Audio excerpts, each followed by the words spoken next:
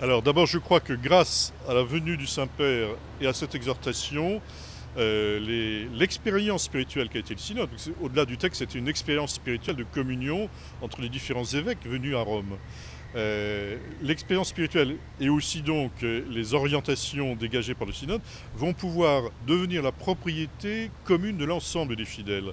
Je crois qu'il y a encore beaucoup de travail à faire pour que dans les écoles, dans les communautés religieuses, dans les paroisses, dans les séminaires, dans les universités, on plonge vraiment dans ces textes du synode et dans la parole du pape à la suite du synode. Je pense que ce voyage va le permettre. Le pape invite à garder l'espoir et la confiance dans le dialogue œcuménique, qu'il souhaite se voir renforcé à tous les niveaux de l'Église, y compris au niveau des paroisses, des familles, des écoles. Le pape appelle au renforcement du dialogue interreligieux, dont il sait qu'il existe dans cette région depuis très longtemps, aussi bien avec les juifs qu'avec les musulmans. Et je crois qu'il vient là éclairer des situations qui ne sont pas que des situations de conflit, comme on a trop tendance à le dire et à le penser en Occident. Ici, dans cette région, l'ensemble des chrétiens et la plupart des musulmans souhaitent vivre ensemble.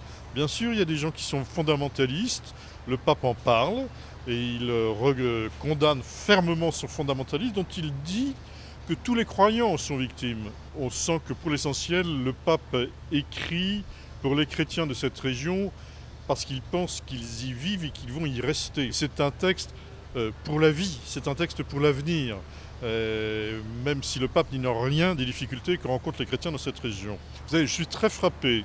J'allais dire là où on attendait un peu le pape sur les problèmes d'acuité, qui sont de vrais problèmes. À chaque fois, cette capacité qu'a le pape de dire oui, je connais ces problèmes. Oui, vous connaissez quelques repères que l'Église catholique essaye d'avoir, mais remontons au Christ. Les relations œcuméniques, remontons au Christ. Le dialogue interreligieux, remontons au Dieu créateur. La liberté, remontons à la dignité de la personne qui est voulue par Dieu.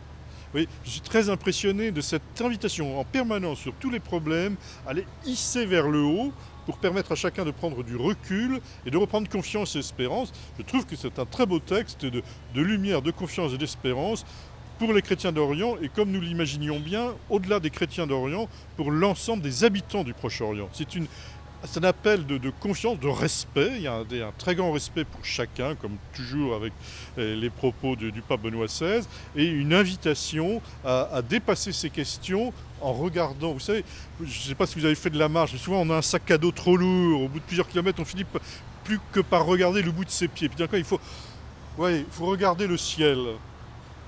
Et je crois que c'est ce que Benoît XVI va permettre de faire.